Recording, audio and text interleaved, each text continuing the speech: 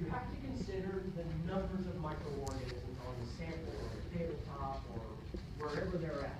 How many do you expect? The microbial load, the numbers of microorganisms, because it will change. The procedures and the timing for these procedures will change as these numbers change. How many do you anticipate?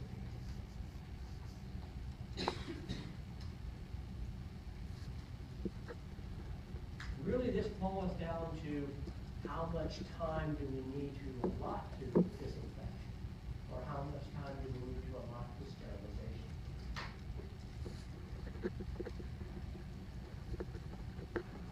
Some of you, you've all been in lab, and some of you may have had a spill. When you walk in the lab, you disinfect the workbench. You don't expect very many organisms to do. So you simply spray the disinfectant, take a paper towel, and wipe it up, and throw it away. If we've had a spill, what do? We put a towel over it, we soak it with the disinfectant, and leave it there for 2 to 3 minutes. We need that extra time because we've got more organisms that we know are there that we have to control. So this gets us into a sidebar. And I'm not going to dwell on this, but I want you to be aware of a couple of things. Your book talks about decimal reduction values. This is a measure of inactivation. This is sometimes called a killing curve. Okay, now, first off, let me orient you. This is not the death phase of a population growth curve. Students look at that and say, oh yeah, we saw that before. That's not what you saw before. That was in a closed system. Right? This is purposeful inactivation. This is where we are treating a population of bacteria with 10% alcohol, or we're treating them with 121 degrees centigrade heat, or whatever. But death is logarithmic. There is no phase of prolonged decline. It is logarithmic. It's kinetic, called first order kinetics. A killing curve. The thing I want you to point out is that it is a rather straight line. And you can use it for calculations. Decimal reduction value. I can't recall, and I didn't get down to the book may talk about the temperature, decimal temperature point, decimal temperature rate. We're talking about the decimal reduction value. And that is nothing more than the amount of time under a given set of conditions that it takes to kill 90% of the population. The amount of time under a given set of conditions. And a given set of conditions might be 60 degrees centigrade, or it might be exposure to 60% alcohol. Might be exposure to 10 kilograms of radiation. But the amount of time that it takes to destroy, to kill 90% of the population. So here we see 10 to the 8, 10 to the 7. From 10 to the 8 to 10 to the 7, that's a reduction of 90%. That is what we call the decimal reduction value, decimal reduction time. Time to kill 90%. Now I thought I did have in here, I've got a blue, on one of my slides I got a blue line that comes in here that shows the same order of kinetics. But if I have 10 to the 8th organisms here, it's going to take theoretically a little close to 150 minutes to completely kill all of them. If I'm starting with, let's say, 10 to the 3rd, and it still follows the same order of kinetics, it's only going to take a fraction of that, less than 90 minutes. So this is just showing you that as the numbers increase, the amount of time that you expose these organisms to with any particular procedure, oftentimes it's temperature, in order storage of chemicals. This is important from an industrial standpoint. I suppose you work for Campbell's Soup Company. You want to be certain that you're selling the consumer a can of soup that has no organisms or viral. So you have to assume, okay, well, we've got 10 to the 6 to begin with. We're going to heat it so that we have theoretically none. You have to know the decimal reduction value. All right. This is the D value and how it relates to the temperature. How it relates to the temperature. Here we see 70 degrees, 60 degrees, and 50 degrees. Now this is one organism. We're going to control this one organism. This one organism is E. coli K12, the one that we use in the laboratory. K12 inactivation. At 70 degrees, 60 degrees, and 50 degrees, how much time does it take to kill 90% of it? At 70 degrees, lower the number from 100 to 10. That's a 90% reduction. It takes 3 minutes. We indicate the temperature for the substrate.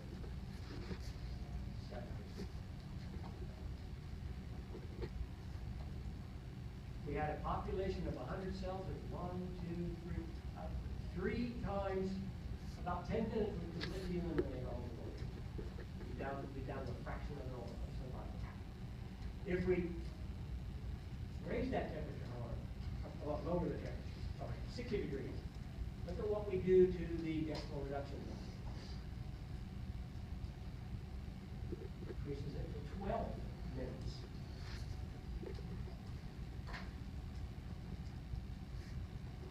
So we have to know something about the organism we suspect there.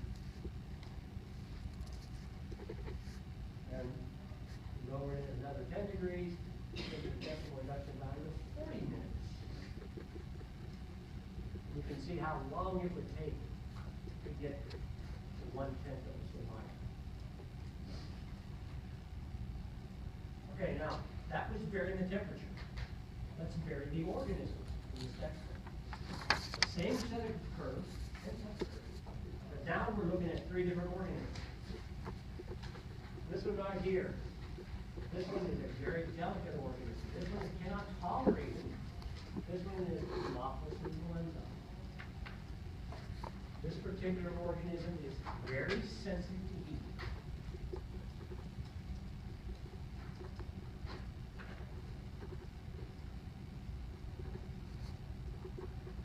At the same temperature now, another organism, E. coli. These 2 organisms do not have the same temperature sensitivity as reflected in our decimal reduction value. So if I'm going to use temperature to control the population, I'm going to have to use it longer for E. coli than I would on Haemophilus influenza. Or I'm going to have to raise that temperature. I'm going to have to change something. If I keep the temperature the same, those 2 organisms will not be inactivated at the same rate. And our last curve, you think of an organism that we might have talked about that would show a lot of resistance to heat? Not the mycobacteria. Mycobacteria would be very resistant. So you see, you have to have an idea. Do I suspect Haemophilus influenza on this tabletop that I want to disinfect? Or is there going to be E. coli? Is there mycobacteria? Then I have to choose procedure accordingly. If I'm going to use heat, if I'm going to use, let's suppose that that's 70% alcohol. That Haemophilus influenza had to be exposed for, what do we say that was, 3 minutes with 70% alcohol. If I suspect E. coli, I'm going to have to go for 12 minutes. And if I suspect mycobacteria, we go for 40 minutes. So I just want you to get a sense here that inactivation varies with different procedures, certainly varies from one organism to the next. They're not all the same. Okay, the microbial load. The environment in which you find the organism. The environment. Well, what do I mean by environment? Well, certain materials that we want to control may be contaminated with other things. They may have an amount of organic material, for Carbohydrates and fats are great buffers. They're heat buffers. So if I was inactivating the Haemophilus influenzae, it takes 3 minutes in the laboratory. But if I've got a lot of protein with it, or if I've got a lot of lipid and carbohydrate, it's going to act as a buffer. So I'm going to have to increase that amount of time. But that inactivation kinetics are not going to apply. Temperature, pH, some of the environmental things we've already talked about will influence the rate of inactivation.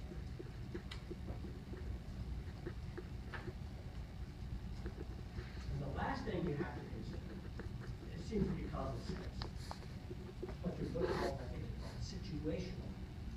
But if I want to disinfect the floor, am I going to use the same procedure as I would if I was to disinfect my tabletop? No. So we have to consider what's his intended purpose. Situational consideration, that's what your book calls. What are the intended uses of that surface or that material that you're trying to control the organism in or out?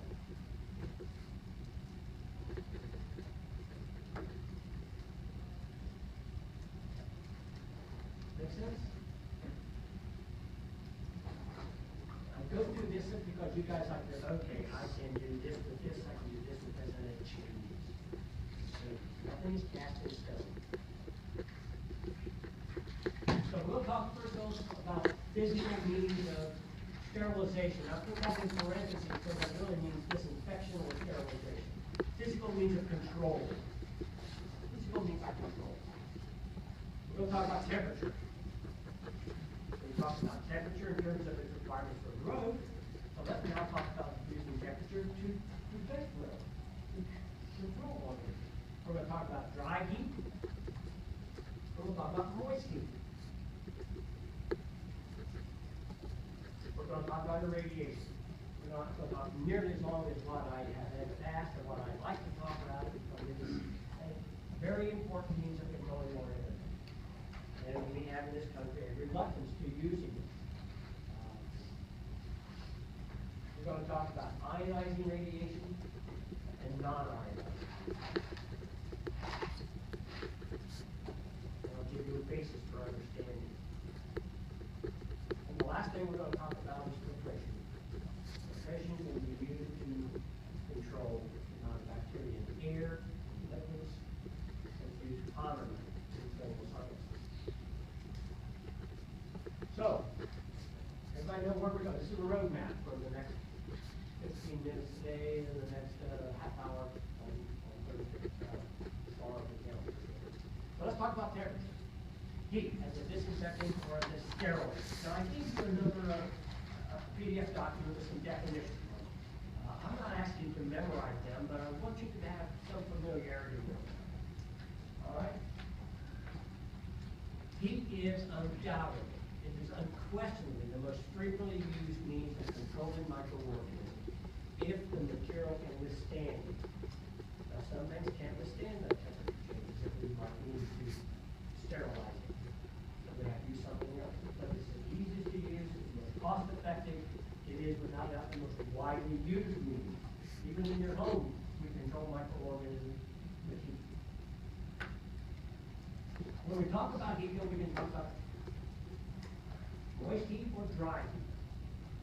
Moist heat typically involves steam. Dry heat. Everybody here in central Indiana, where our summers are known for high humidity. You go to Arizona, they'll have 10-degree higher temperatures and you won't feel nearly as uncomfortable. And that's because the humidity out there is not quite as here as central Indiana. The amount of water vapor in the air makes us feel uncomfortable. The amount of water vapor in the air can help to control microorganisms with heat. So we'll talk about that in moist heat, that's what I mean. Dry heat, some examples of dry heat. Can you think of examples of dry heat that we've used in the laboratory to control microorganisms? Bunsen burner, incineration. Incineration. Incineration will